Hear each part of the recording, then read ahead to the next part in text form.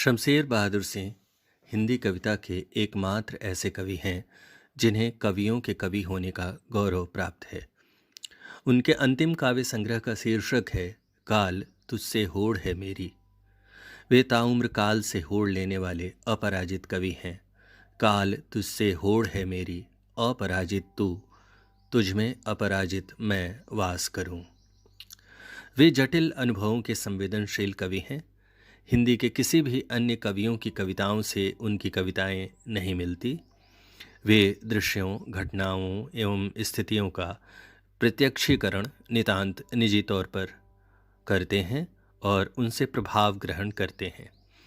अनेक बार यह प्रत्यक्षीकरण उनके जटिल बिंबों का कारण भी बना।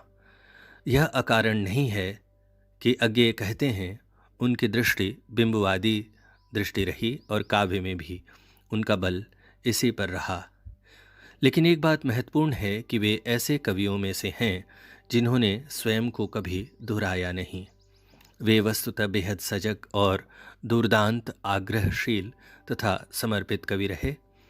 पाठक और कविता के बीच के रिश्ते में उन्हें कोई व्यवधान पसंद नहीं।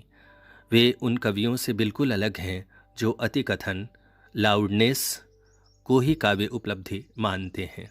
स्वयं उन्हीं के शब्दों में बात बोलेगी हम नहीं, भेद खोलेगी बात ही हम नहीं। 13 जनवरी 1911 को देहरादून में शमशेर जी का जन्म हुआ। आरंभिक शिक्षा देहरादून एवं गोंडा में प्राप्त करने के बाद उन्होंने एमए की परीक्षा इलाहाबाद से पास की।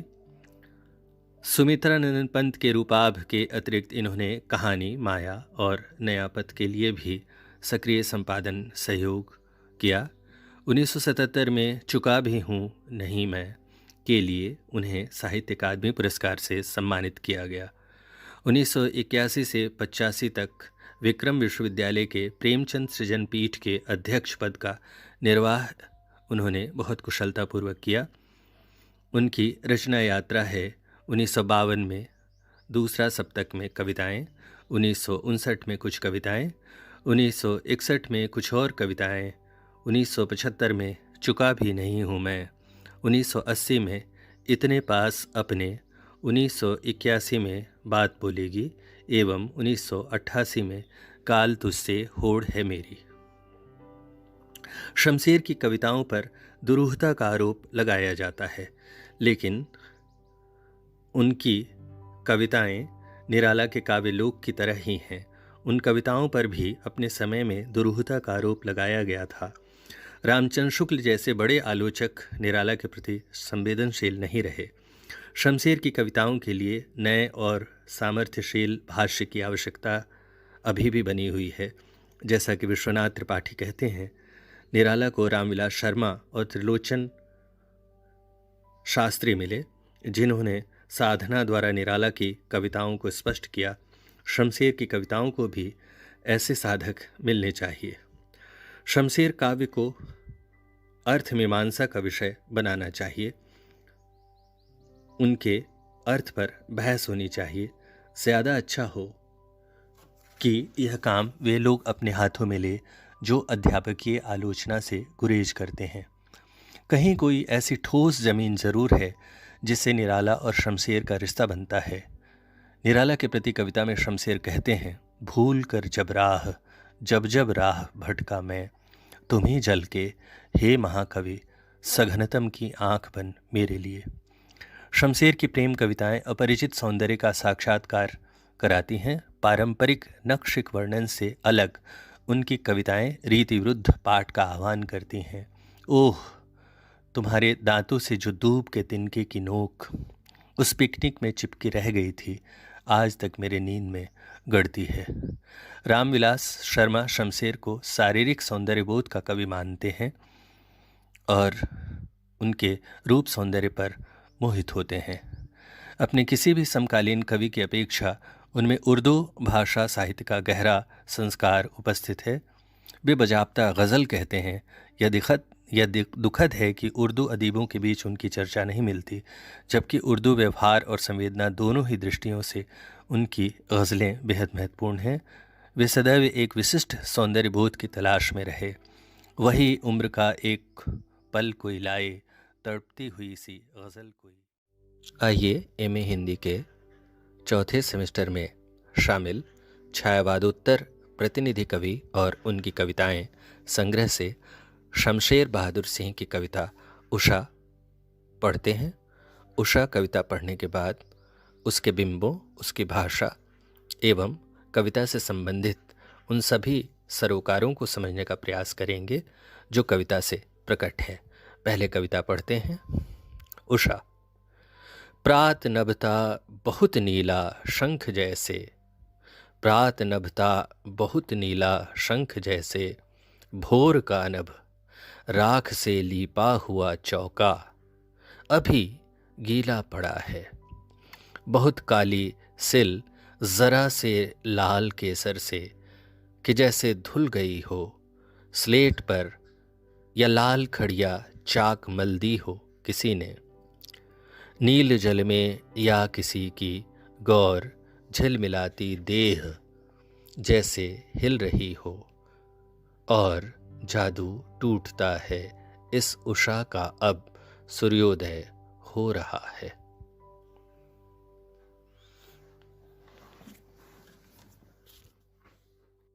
आइए एमए हिंदी के शमशेर की दूसरी कविता है उषा, इसे आज हम लोग पढ़ेंगे। इस कविता को पढ़ने के पहले कुछ बातें साफ तौर पर समझ लेना चाहिए। हालांकि हम लोगों ने शमशेर की साहित्यिक यात्रा के बारे में बहुत सारी जानकारी अभी हासिल की है बातचीत के क्रम में। यहाँ इस कविता के विशिष्ट संदर्भ में कुछ बातें और जानना जरूरी है। पहली बात तो यह कि शमशेर जिन्हें कवियों का कवि कहा जाता है, तो उन्हें कवियों का कवि जो कहा था वो अज्ञे ने कहा था, और अज्ञे आरंभ में मजाक उड़ाने के लिए कह रहे थे, लेकिन बाद में यह जो विशेषण है उनके नाम के साथ रूढ़ हो गया।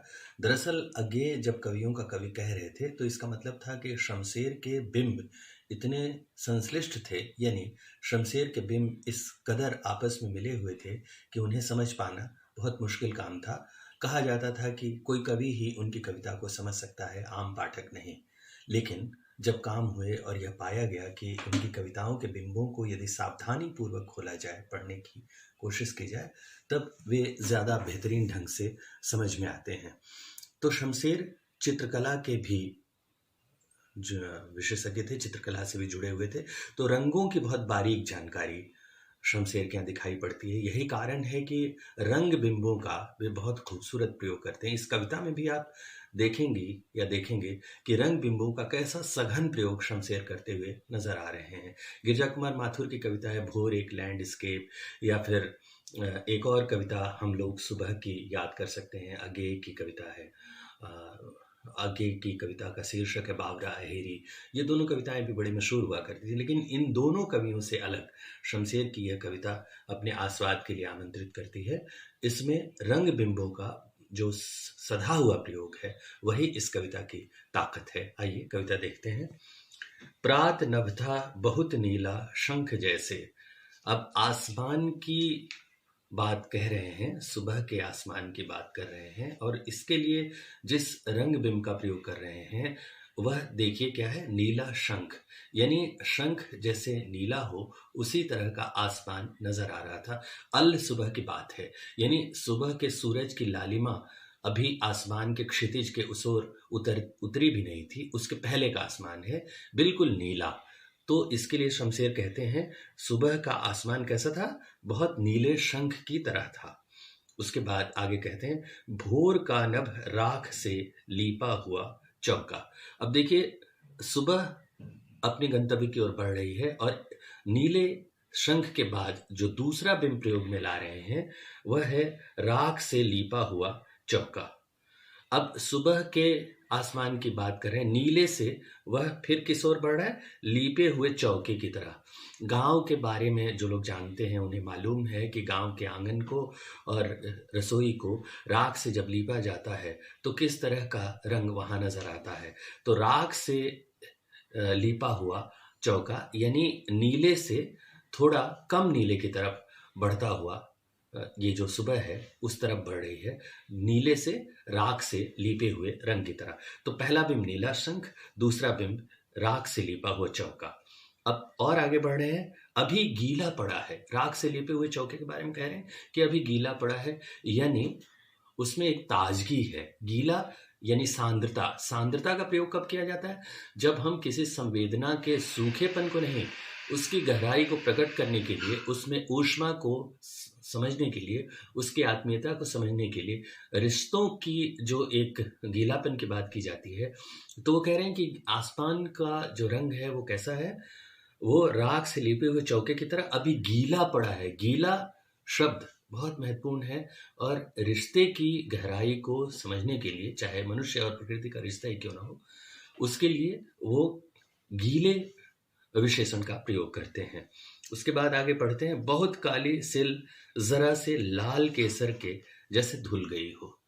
अब आसमान का रंग थोड़ा और बदल रहा है और अब सुबह का जो कारवां है वो आगे बढ़ता है और ये जो सूरज है अब क्षितिज की तरफ से उठता हुआ नजर आ रहा है।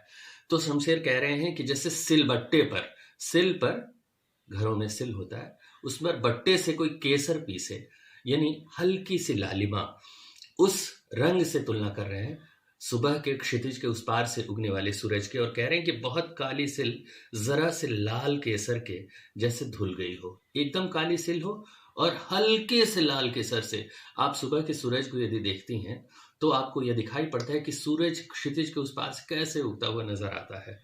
फिर आगे बढ़ते हैं वो और कहते हैं, स्लेट पर या लाल खड़िया चाक मल दी हो किसी ने। सुबह का कारवां थोड़ा और आगे बढ़ता है, यानी पहले आपने देखा नीला शंख, फिर लीपा हुआ चौका, फिर लाल केसर बहुत काली सिल पर, उसके बाद सुबह का सूरज और आगे बढ़ा आसमान में, और अब क्या हुआ? स्लेट पर या लाल खड़िया चाक मल दी हो किसी ने, जैसे कोई लाल चाक से मल दिया हो आसमान को, या केसर पूरी तरह से फैल गया हो आसमान में। उसके बाद वो कहते हैं कि नील जल में या किसी की गौर झिलमिल देह। अब आप देखिए कि शमशेर की कविता की एक और खास बात है जिस पर हमें देखना चाहिए। एक जगह वो कहते हैं कि सुंदरता की बात करते हुए कहते हैं कि अष्ट धातु सा बदन। शमशेर की बहुत सारी ऐसी कविताएं हैं जिसमें वो सौंदर्य की बात जरूर करते हैं। बात कर रहे हैं प्रकृति की, लेकिन इसे मानसल सौंदर्य से संपन्न एक जज्बात से पेश करने का प्रयास करते हैं वो, और कह रहे हैं कि नील जल में या किसी की गौर झिलमिल देह। कह रहे हैं कि जैसे नीले पानी में किसी का दमकता हुआ जिस्म हो और गोरा बदन हो और वो झिलमिलाता हुआ पानी में नजर आए, इस तरह के बिंब का प्रयोग कर रहे हैं। शमशेर की खास बात यह है कि वे रंगों का सघन प्रयोग करते हैं, साथ ही मानसल सौंदर्य और रंगों के सघन प्रयोग, प्रकृति के तादात्म्यकरण, इन तीनों के संयोग से जो बिंब रचते हैं उससे अपनी बात कहने में उन्हें बहुत महारत हासिल होती है। आगे वो कहते हैं कि जैसे हिल रही हो, यानी कि पानी में जो गोरा बदन है वो हिलता हुआ, ठीक वैसे ही जैसे आसमान में सूरज पहले कांपता हुआ आगे बढ़ता है और फिर कांपता हुआ आगे बढ़ते हुए उसकी रोशनी चटकती हुई हर दिशाओं में फैलती हुई नजर आ रही थी। तो इस बात को कहने के लिए वो पानी में, नीले पानी में गोरे बदन के हिलते हुए बिंब का प्रयोग कर रहे हैं। और फिर अंतिम चरण में कविता पहुंचती है और कहते हैं कि और जादू टूटता है इस उषा का, अब सूर्योदय हो रहा है। जादू के बारे में बहुत सारी बातें कही जाती हैं, तो एक बात यह भी कही जाती है कि जादू में हमें पता नहीं चलता है कि सच क्या है, वो एक संभ्रम की स्थिति होती है। रात भी एक जादू की तरह है, रात को जादू की तरह पंत ने अपनी एक कविता में कहा है। और पंत एक कविता है, प्रथम रश्मि का आना रंगिनी कैसे तूने पहचाना, यह भी सुबह पर कविता है। उस कविता में पंत ने यह बात कही है कि रात जब थी तो उसमें बहुत सारे निशाचर घूम रहे थे। तो रात के बारे में निशाचर की बात, रात के बारे में शमशेर कह रहे हैं जादू की बात। इसका एक प्रयोजन है, इसका प्रयोजन यह है कि रात के अंधेरे में कुछ नजर नहीं आता है। तो जादू का भी यह स्वभाव है, जादू की प्रकृति है कि कोई साफ चीज नजर नहीं आती है। तो कविता के इस चरण में वो कह रहे हैं कि रात का जादू टूट रहा है, यानी रात का जो अस्पष्ट दौर था वो खत्म हो गया है और सुबह का सूरज पूरी तरह से उग गया है। यानी शमशेर की इस कविता को पढ़ते हुए सुबह के इतने सारे दृश्यों को जिस सघनता से अपने बिंबों के द्वारा शमशेर पिरोते हैं, यही इस कविता की ताकत है। और इस कविता को पढ़ते हुए दूसरे जो कवि हैं सुबह पर लिखने वाले, उनके सुबह के जो चित्रण है और शमशेर का चित्रण है, उसमें हमें साफ तौर पर फर्क समझ में आता है। धन्यवाद।